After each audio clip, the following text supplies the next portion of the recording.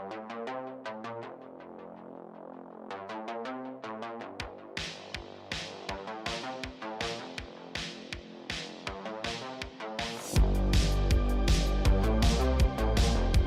up, everybody? Welcome back to the Pixelists Podcast about all the nerdy things we love and enjoy. As always, we're your hosts. That's Blake. I'm Will. And today, we're here to talk a little Critical Role. Episode 90.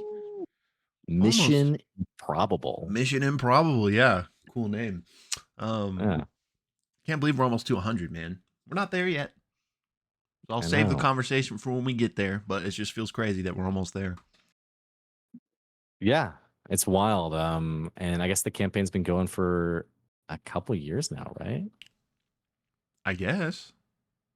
Because it's been a year. Well, it's been over a year now, but we recently reached the year anniversary of the Malleus Key moment. And there was probably like a year before that, roughly. Maybe. Yeah. So, yeah. Okay. Yeah. Well, how are you doing, my friend? I'm good. It's I was about to say it's Friday. It's not Friday. It's Thursday, though. And, you know how I feel about Thursdays. I love them because we get to find out what happens tonight after that crazy cliffhanger in the episode we're about to dive into. So I'm feeling good. You know, I got my coffee. I've been not extremely productive today, but productive enough to feel good about where I'm at currently, you know? So yeah, I can't complain. How about you? Doing okay. I've got a lot of work stuff going on, and it's stuff. I got a lot of work stuff going on, and then we have our D&D one shot tomorrow night. Yeah. I had D&D last night. I have another D&D group tonight, and then our one shot tomorrow. And on top of that, a lot of like actual work going on. So I got like 4 hours of sleep last night, which was less than fun. This man is a madman I don't think he did it on purpose. Excuse me. We have it just all fell. 3 D&D sessions this week. Yeah, it all fell. And then on the same like 3 days in a row. But yeah, so. And we don't need to talk about this, but just so the audience knows, this the D&D session last night, this man killed his wife's character. So there's a lot going on. She did it to herself, though. They always do.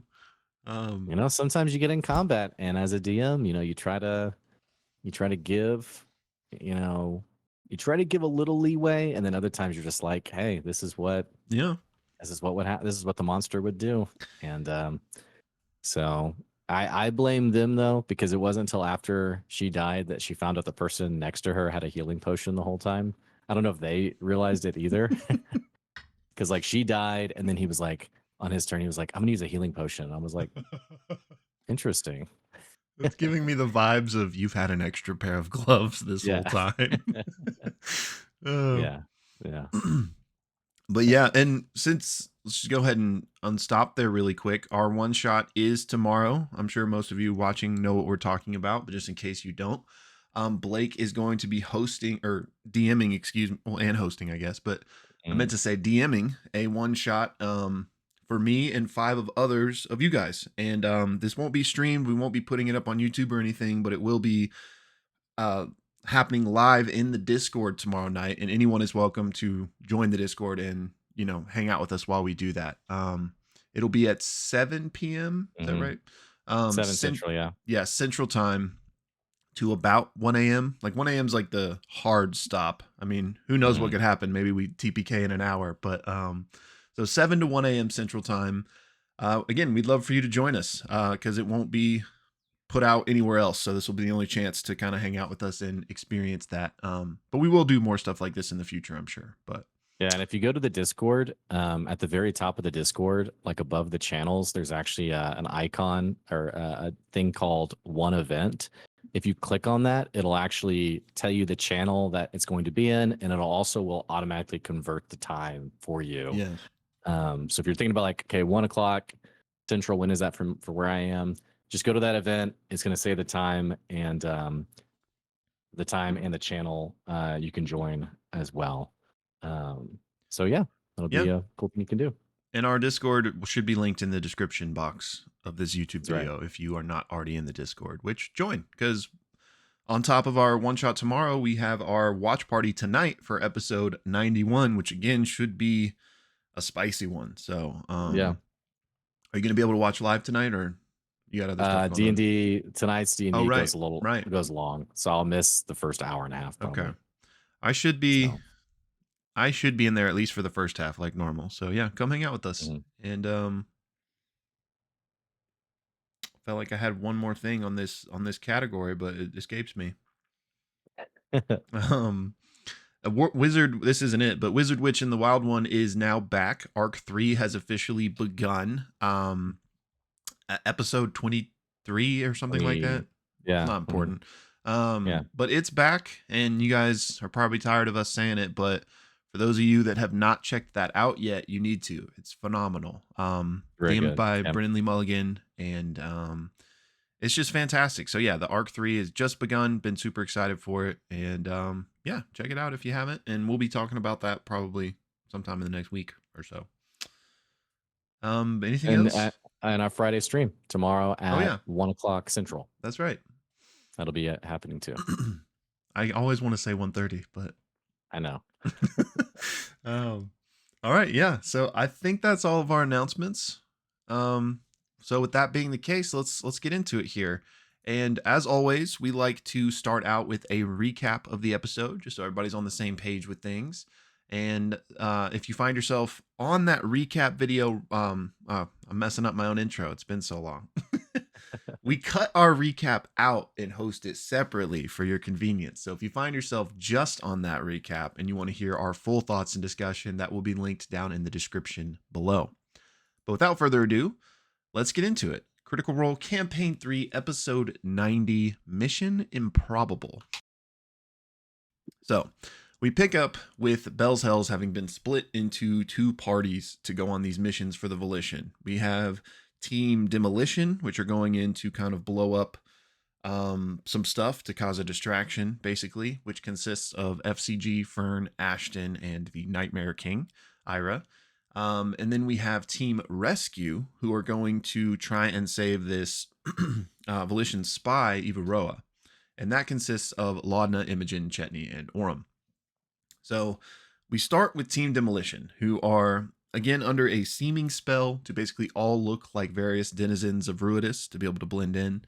And Ira just tells them to follow him and like don't pay attention to anything else, just follow me. So what they're looking to do is blow up this weight-bearing pillar, basically, to try and do the most damage to the surrounding area and also hopefully slow their digging process.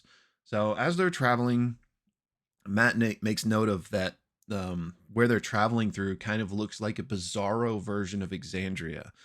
Like the Ruidians have basically built up structures based on what they've seen in their dreams. So it's kind of cool. But again, Ira's like, ignore it. Let's just go. And so they finally reach the base of this pillar, and it is massive. And also down here in this part of the city, there is these big beast pits where basically all of these various animals are being trained. But also here is Gloamgut, who is the dragon fey mount of Lord Zethuda. So they enter this tunnel at the base of this massive pillar, and Ira says, don't say anything, just remain silent. And then we swap to Team Rescue, who are all invisible for the next hour.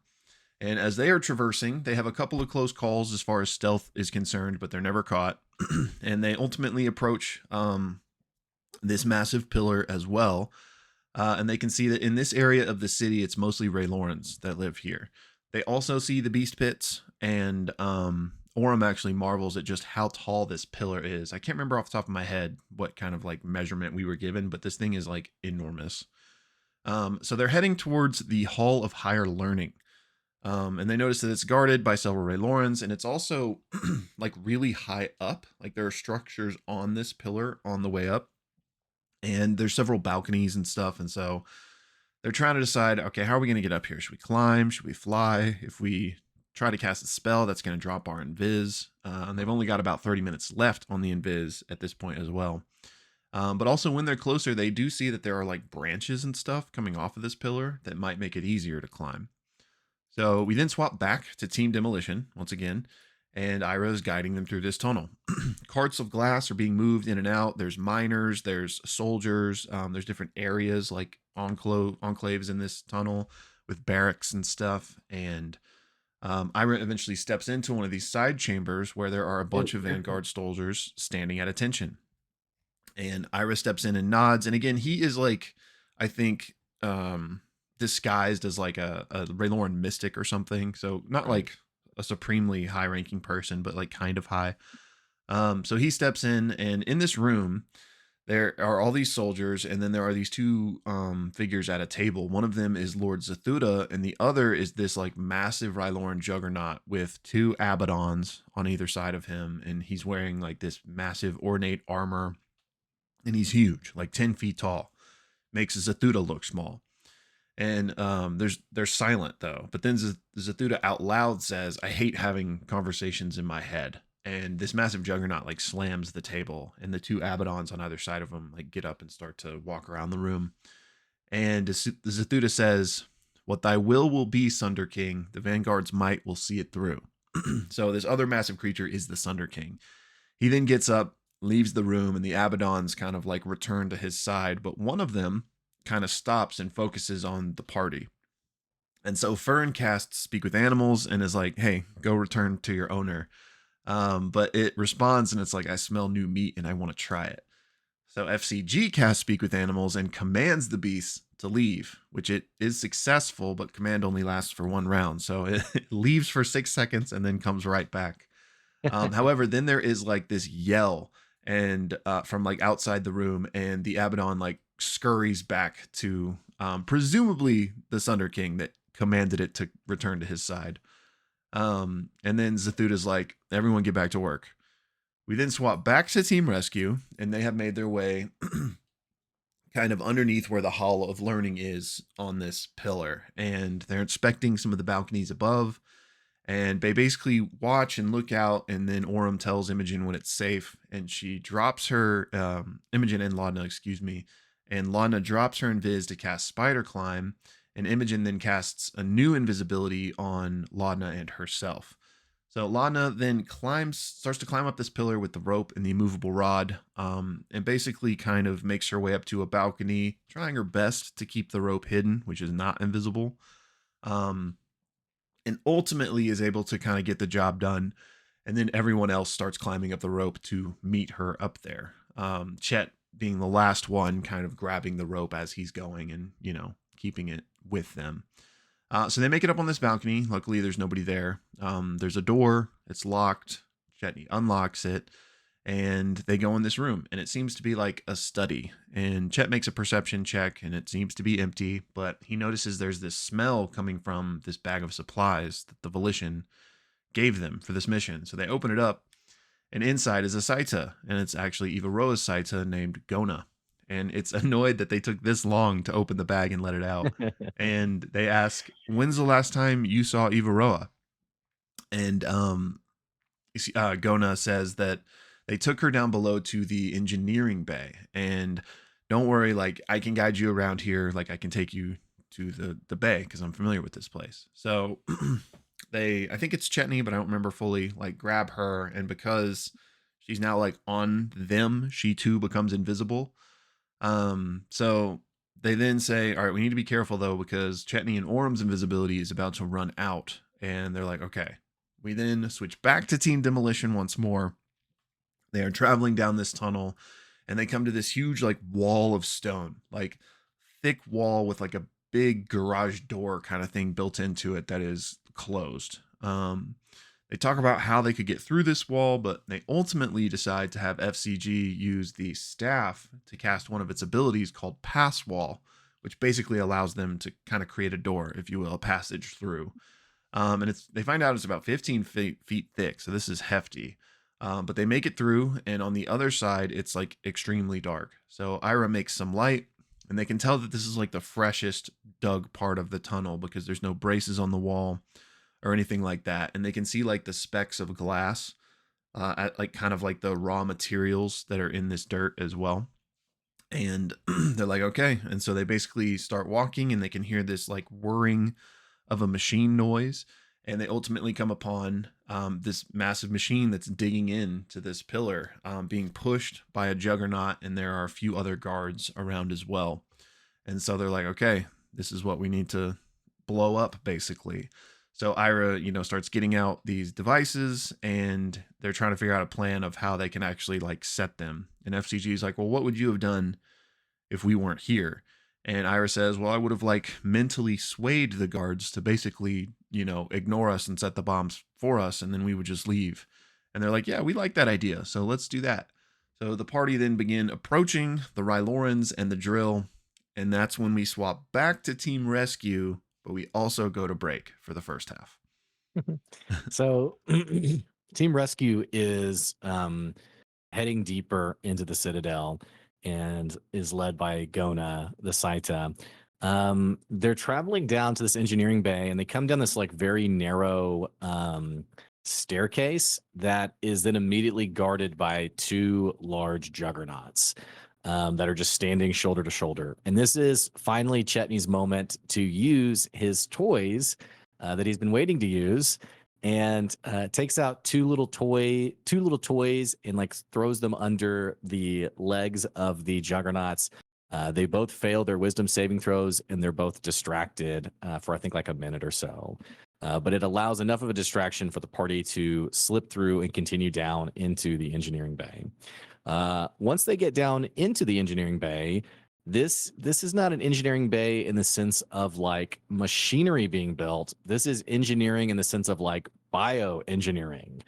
They find themselves in a room filled with large crystal vats of like goo and liquid and like specimens that are within these vats. In one of these massive vats is a large vidulch, sort of like the crab-like or lobster-like large beasts of Ruidus. They also see, Matt describes a number of like small fetuses.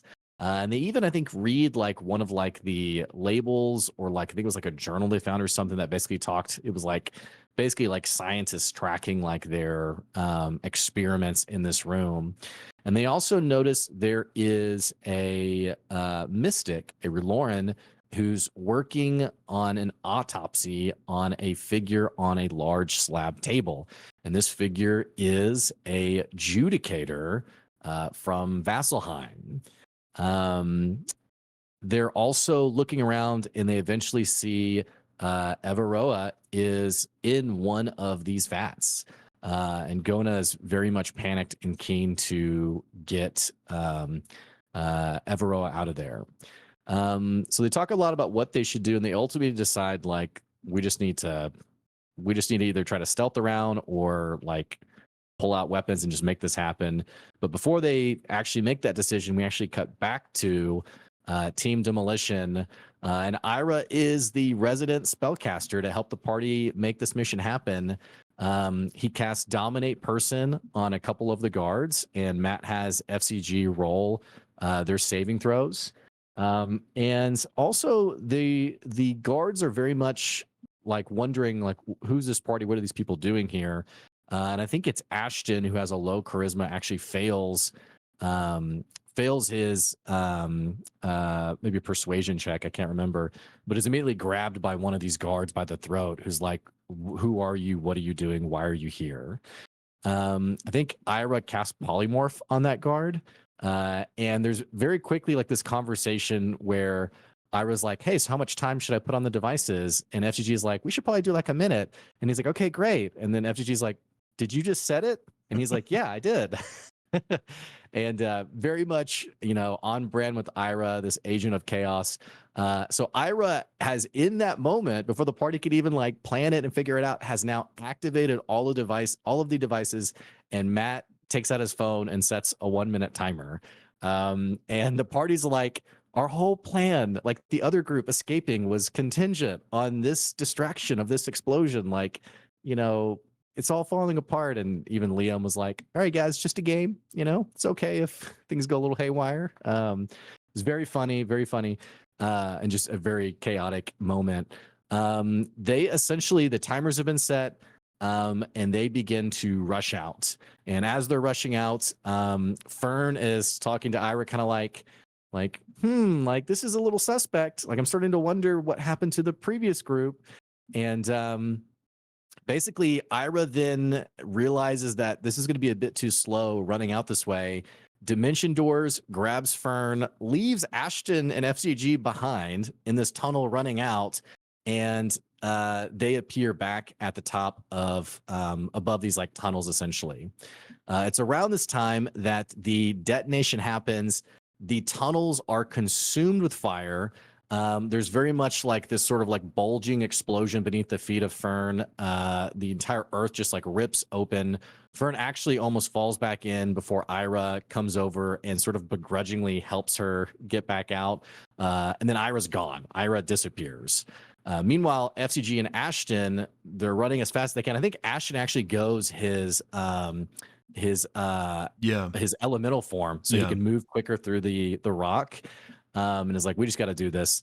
They still take a lot of damage. I think it was like 40 or 50 points of damage, and get basically thrown out of this tunnel as all of like the miners and workers are completely consumed by this explosion. Also, Gloamgut is awakened or alerted to this whole thing and is screeching and like, starting to like patrol the area.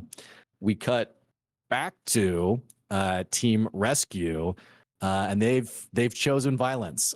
So they essentially are going to try to break out Everoa, fight the Mystic, and Orum's idea is like, let's just do a quick 1-2 punch. There's another guard in the room, and they're like, let's just take them all out at the same time. This doesn't work exactly well because other guards come in the room. I think one was called a Blade Baron, which I think was like a higher rank of one of like the melee Ray Lauren that they had fought previously, kind of like the roguish ones.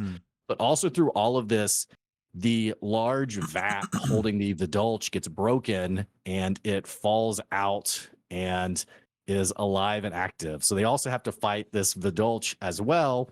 And skipping some of the, not getting too in the weeds on the combat, there is a really awesome how do you want to do this from Chetney, where he like drags his claws up the torso of the Vidulch and then like separates its rib cage. And, Travis just like, full blown crazy person is like, then I drink the blood. And it's like, all right, man, you killed it. You're good.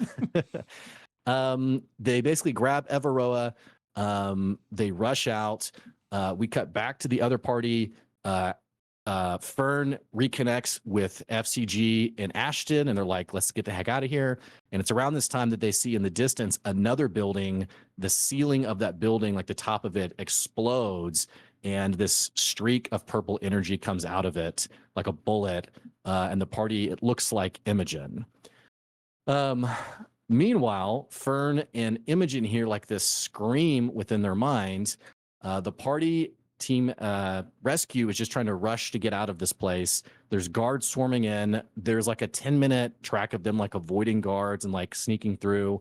Imogen has cast a 6th level invisibility on everyone, and they eventually find a balcony that's in this room there's one of the Ruby Vanguards kind of like hiding out because of all this chaos. They just pass by them and drop a rope and just rappel down out of this balcony. And then similarly, they see this explosion of purple energy, now realizing this is Liliana and that the assassination has failed on her. And they hear in their minds, did she know? And that is the cliffhanger for this episode 90, Mission Improbable. And don't forget, if you're watching just the recap, if you click the link in the description, you'll get our full discussion on the episode. Whew, man, crazy episode. Yeah, it really was, man. That cliffhanger too, which we already talked about it, but I'm glad to get some answers tonight on what's exactly happening now. So much to talk about. Hats off to Matt for. Yeah. I thought this was a very. We had said like, there's got to be guests, right? I mean, very good episode. Like in terms of like DMing. Yeah. Kept going for each party. It was never really like crazy clunky. And it also wasn't crazy long-winded. It was only like a 4-hour episode. So I think Matt did a really great job just like pinging back and forth. I think when they set maybe the timer or something, there was a moment where Matt was like, "Hey, we're gonna switch," and Liam was like, "Oh, that one feels bad." Like switching is such like a big moment, but Yeah. Matt did a really good job of that. Totally, totally, totally. Like it was a master class in DMing, like the orchestra, like the mechanical side of DMing. Like I don't really have the best word to put on it, but like you said, like I was 99% confident we were going to have a split party with guests, and so I was surprised that he just kept swapping back and forth. That's something that I don't think has ever really happened in Critical Role, in this way at least. So yeah, I was very impressed. It's very like he had his finger on the pulse of like keeping Mm-hmm. it like really entertaining and like knowing when to make the swaps to not have Mm-hmm. the other half of the table just like sitting there for 2 hours, you know? Mm-hmm. Um, so yeah, I'm right there with you. I thought Matt did a fantastic job, and not that we need to like talk about this whole moment yet necessarily, but I love that he kind of is like not pulling any punches insofar as there's more to talk about in that regard, but specifically the red button push where the 60-second timer that you talked about in your recap, just that like he just went with that immediately, you know, and that like just Mm-hmm. kind of set everything into complete chaos. So Yeah. I love that he did that, which it makes perfect sense from somebody like Ira too. Yeah. But yeah, just such a fun episode in general. Yeah. Where to start, man? There's a lot of just Yeah. a lot of really cool, interesting lore. I forgot to mention in the recap, they collected some things. Mm-hmm. Marisha's character, very on brand, Yeah. grabbed some fetuses. They got some Aeorian tech. They got the model of Rudis with Yes. the teal center. Yes. So they got some things to look at, I Yeah. guess. Okay, Um, I want to talk about that, but I think we should just start with the big bomb at the end. yeah. The did she know? Which I'm like, Liliana, I What was your mean, interpretation of that? did Imogen know they were going to try to kill me? And Okay. it's like, lady, it's a war. I mean, yeah, she probably knew. What did you expect? I think maybe Liliana felt like that dream sequence the night before, like maybe it felt a bit disingenuous from Liliana's point of view. Like we had kind of this wholesome moment, and Liliana was like, maybe we can all like run away together, and Imogen's like, probably not. But now putting together after the fact, Liliana's probably has realized now, like, hey, she was reaching out as like a last ditch effort or like as a kind of final thing. Maybe, yeah, maybe felt a little betrayed by that. Yeah. What about you? So I agree that that's kind of where it was coming from, but I'm curious if so obviously Imogen did tell her to run, but she didn't say there's an attempt on your life coming. So it could be that like did my own daughter know that they were trying to assassinate me? But I'm thinking like yes, that's going to make you mad. Like sure. And I'm not arguing that, but I'm wondering if that would have warranted that reaction. So I'm wondering if either as part of the assassination attempt or the nuclear explosion that basically just happened, if that school full of children was killed. And I'm wondering if that's where the rage is Mm, coming from. Like, did Imogen know they were going to like bomb and kill all these kids? Um, I just that makes the rage make more sense to me. But the easy answer mm, would just be the assassination attempt. But I feel like there was the seed planted of Matt bringing that up in the dream, talking about like there's kids that I have to watch, like there's these kids, and so I feel like that could be like the really like sucker punch emotionally to mm. the whole team if they find out that they're responsible for like a school being bombed. Um, Yeah, that's way better. I'm more into that. Let's ship that one. That's really cool. Not which you know, kids but it dying, could but also be that it wasn't bombed, and maybe just like maybe she was around the kids when the assassination attempt happened, and so there were right. some caught in the crossfire or something. But um, citing back to my Matt not pulling any punches, I'm also kind of we don't know that any kids died, but just in general, even if they didn't, this explosion had some casualties, like no doubt. So that there's not really like to cite back to the, we're the baddies conversation that we've had numerous times. There's not really much gray area. Yeah, they could be doing things for the greater good, but like potentially just were sort of responsible for maybe a ton of people dying right then. Well, and wasn't the implication that I don't think necessarily, I think Matt said they were mostly like Ray Lauren, but like aren't like some of the miners like they're not the Boromotos, right? Are those kept outside the city? I'm not Because wasn't sure. wasn't there like some talk about like kind of like a caste system of Yeah. like which I think that was maybe even outside of like the underbelly of Cravirus even, Mm, or the true heart of Cravirus, but I think of just a random dude just going to work on a little mining today, and yeah. then you know he's dead. So Yeah. So, I think that kind of stuff is just interesting plot threads. yeah.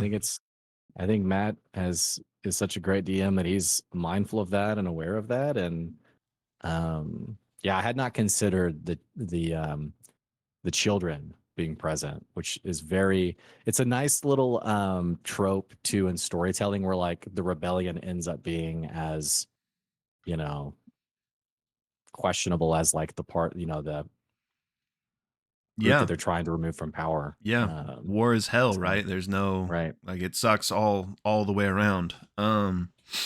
Yeah. So, but I think we're on the same page with kind of what that quote meant. It's just we don't necessarily exactly know the reason. But I saw some people speculating that it maybe wasn't Liliana that Come said on, that. guys.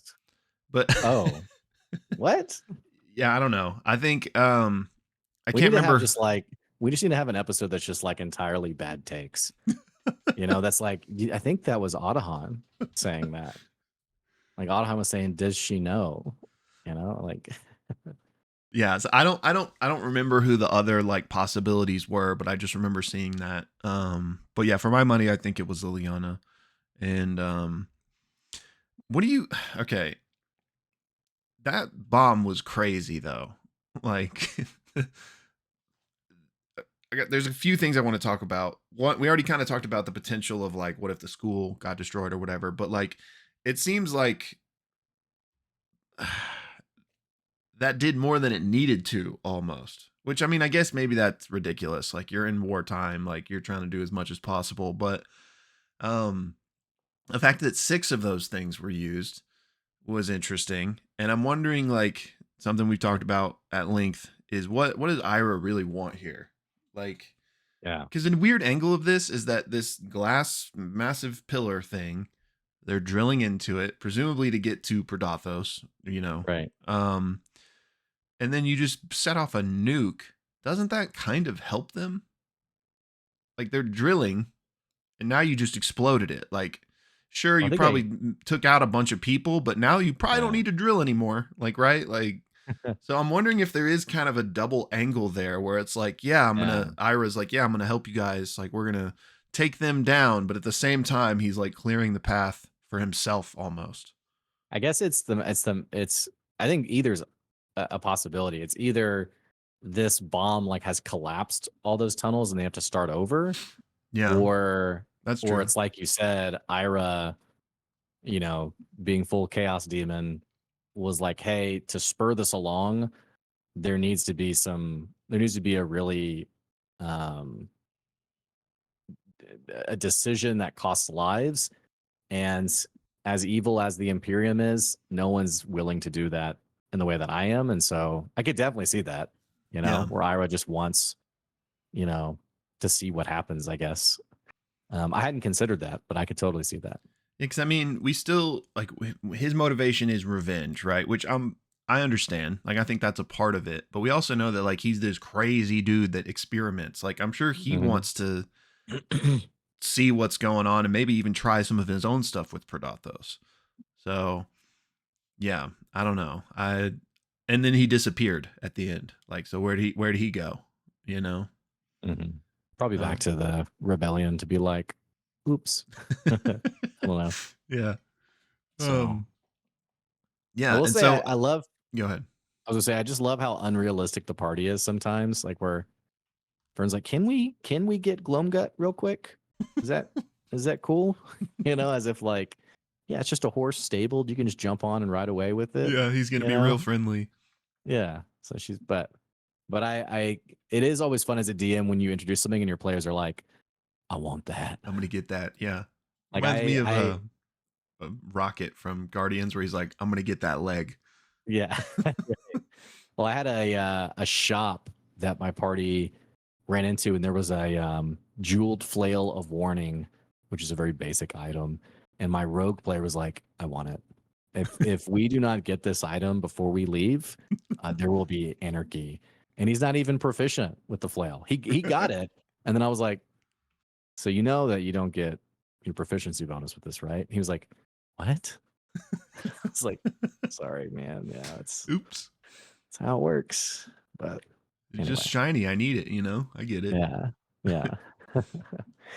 Same player, by the way, who loves Star Wars, and I gave I had the Sunblade, Oh which yeah. is like a lightsaber, and the person who was someone else, the person sitting next to him was like, "Well, this is clearly for me," and Yeah. then took it. So he's 0 for 2, Oh, that sucks. unfortunately. His day But will anyway, come. one day. Hopefully. So let's talk about the engineering bay Mm. and the Orion Tech. Was that part of the bigger devices that they had looked at before, or was that just something? Because it was a large thing, and Matt kind of was like, "Well, I don't know if you can fit it in." And there was a similar conversation with the other Aorian thing about it being like too large to fit in the bag of holding. Yeah. Was the implication that it was that device Like again, or I the think disruptor thing? the thing that they got like like that they took from that cart. Yeah, right. I think that's what I thought. Okay, Which yeah, I was about to say it's the device that disrupts sending, but I don't think that was ever said. I think that we just speculated that. right, So I right. We wonder, just guessed yeah, it. but I think it was the same thing. Yeah. Okay.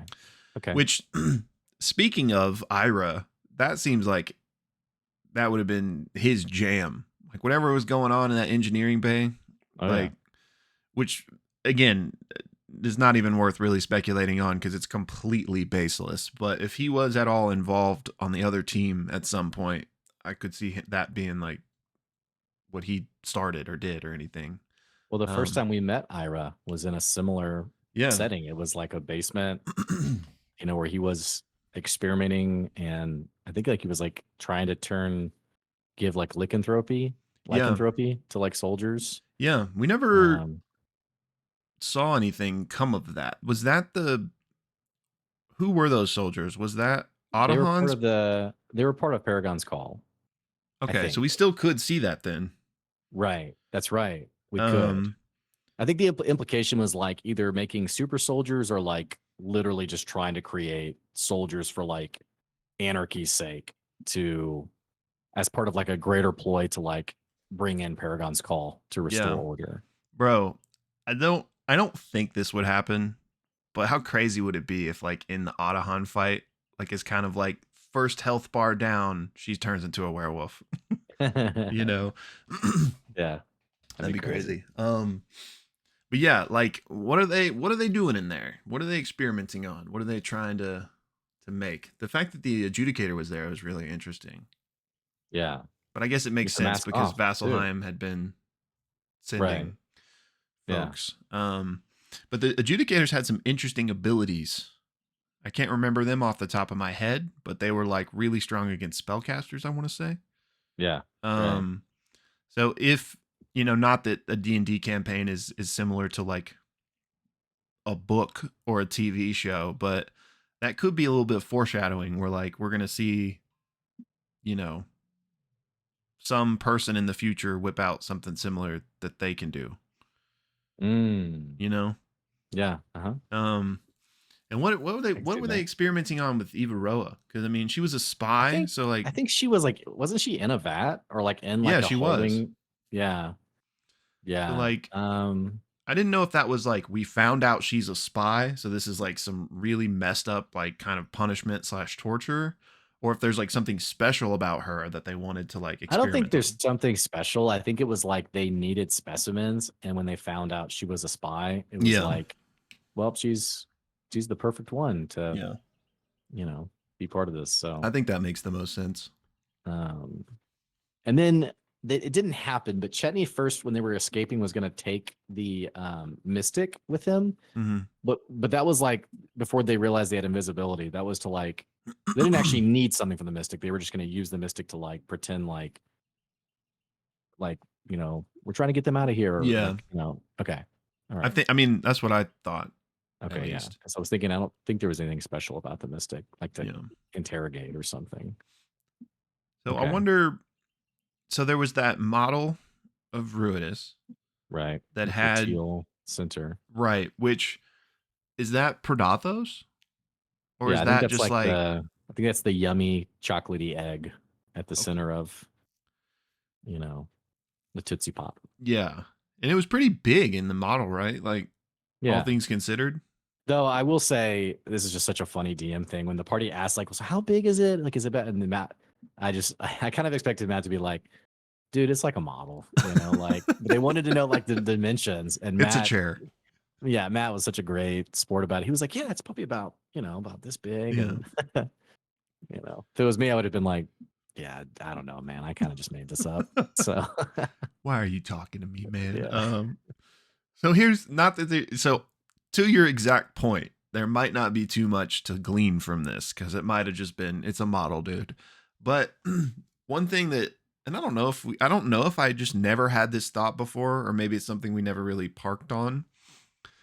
But if Predathos is like literally encapsulated in Ruidus, and there's not, something his essence is trapped there, but like his physical being is not, or something like, But if he's literally in there and he's that big, then like him getting out is gonna destroy, like it's gonna be cataclysmic. Like no one will Mm, survive. Like that'll destroy Ruidus, right? right. Kind of like Right. similar to for those of you that World of Warcraft or Warcraft rather, like the Titans, like they when they're born they destroy the planet they're in, right?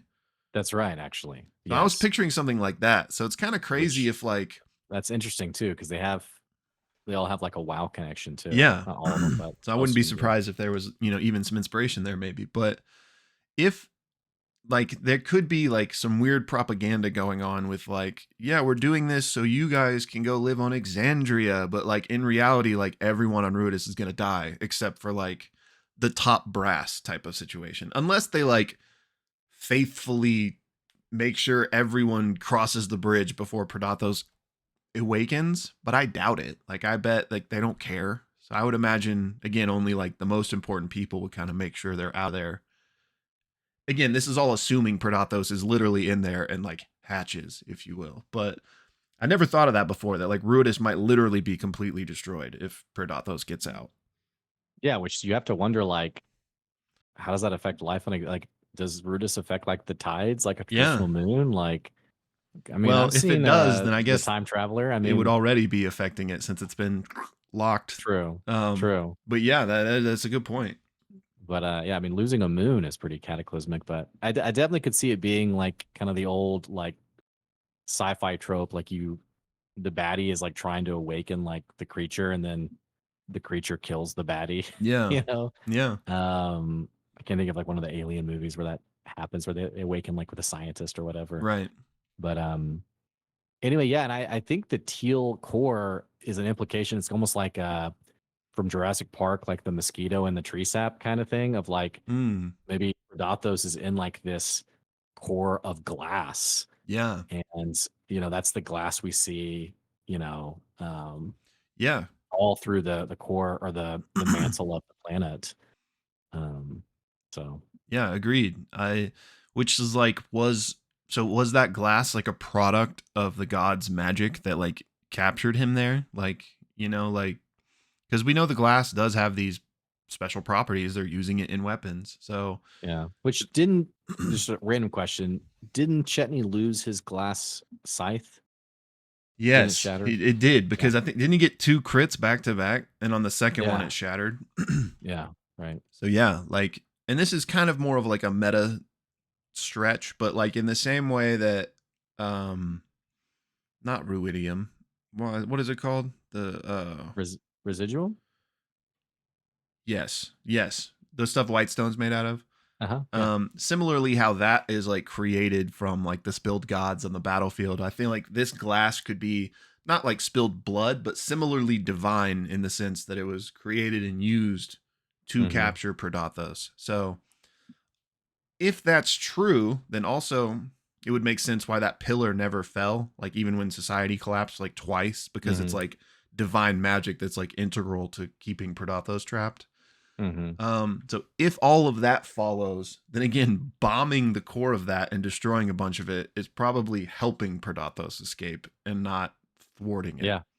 Right. Um, Well, and I like what you said too, because the crush, I think you and I feel pretty strongly that that was precipitated by lewdness reaching out from Malesmere, which then yeah, led to the fall of Malesmere.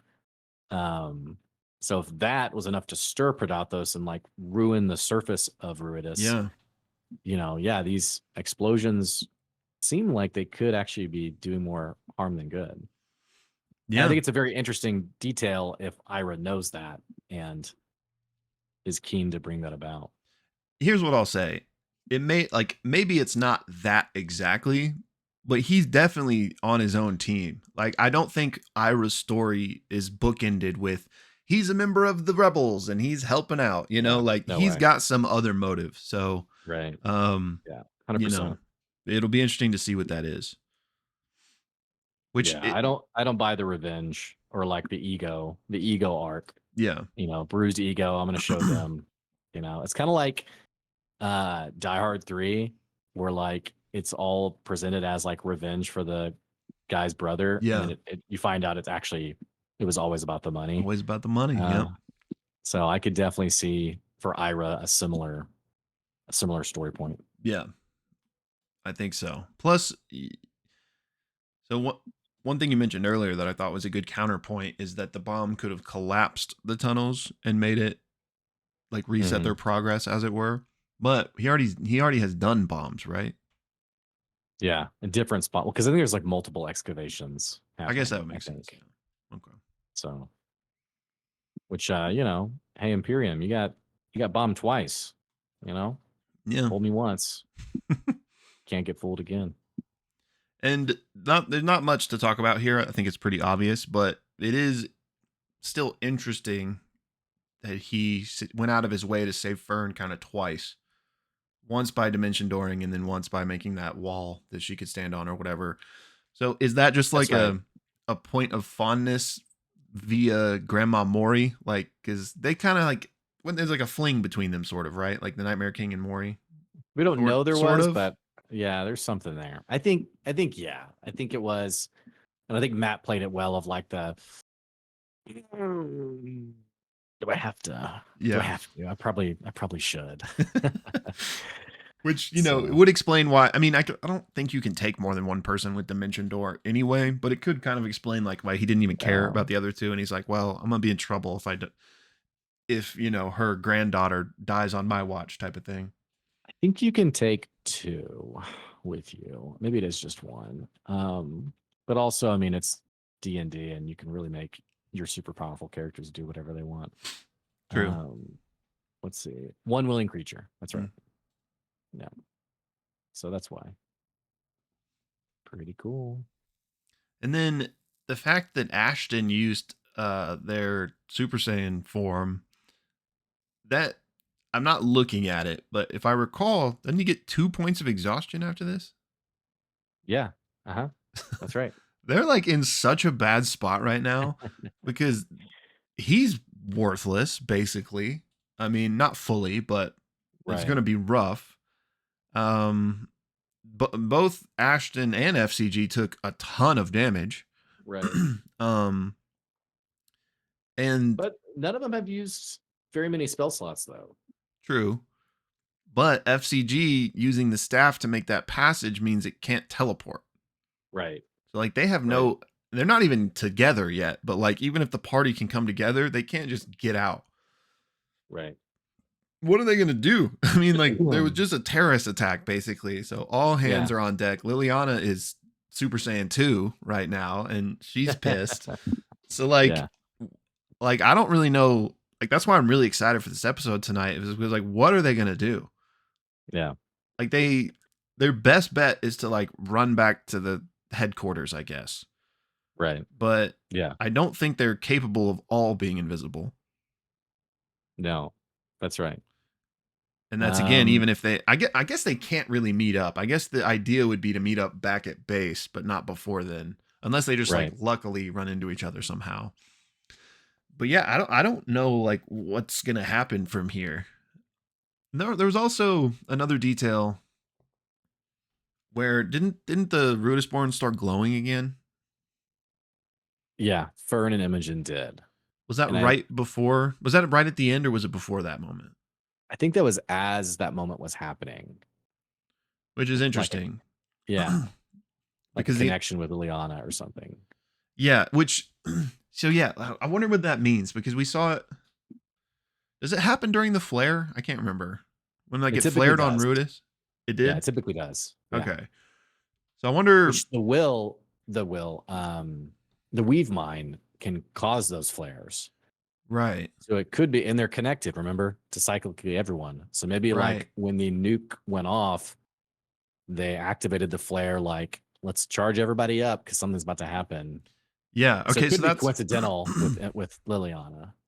right. So I wonder, but yeah, I wonder if that's what happened though. Like they've flared up so that Liliana maybe specifically could connect to everyone else, and like I don't know, because it Mm. happened also at the Malleus Key, didn't it? Where they all flared up together. And was it wouldn't that like part of powering the Malleus Key, which is why There they was brought all the yes, Rudisborns there? yes, there was something like that that did happen. That's right. So I'm whatever the moment was at the end of this episode, I'm assuming it has something to do with Liliana trying to get to the bottom of it. But and not that this is a new thought, but as far as like why Fern and more so Imogen are to be captured alive, I think Imogen especially because she's exalted. I think they once again need the Rudisborn batteries to fully Hmm. accomplish freeing Predathos. Right. So like maybe Fern, I think she is Rudisborn, but she's not exalted. I think there maybe is something else that is Right. make sure she doesn't die. But for Imogen, Right. I'm wondering if like not only is she exalted, but she's Liliana's daughter. She blew up the five city blocks earlier in the campaign. Like maybe she's like super exalted. So like if each Super. root is born Yeah. is like a double A battery, like maybe Imogen is like a car battery, and they're like, we really need her to get the power we need to do this type of thing. I'm glad you went to car batter because I was like, what's higher than a I double know I A? couldn't. I just picked that. I didn't know if that even made sense. And then I was like, she's a 9 volt. And I was like, well, wait, is a 9 volt? Yeah, a 9 volt's more. I just But I don't tried know. to think of the biggest battery I could think of, I and don't know. I don't know our battery economy yeah, in the world. So yeah. You engineers are smart people down there. Let me know what a better yeah, example would have been, but you get the idea. I think a car battery is good. Yeah. That would at So least make sense to me. Like yeah, I mean, maybe I could it's see just that. simply because she's Liliana's daughter, and they're like, Liliana was like, "Don't kill my daughter," But Yeah. it seems to be beyond that. Like, it seems to be she's like super special. Right. Right. Yeah. Yeah. And I Yeah, mean, are we gonna potentially see Liliana, diving into Imogen's dreams?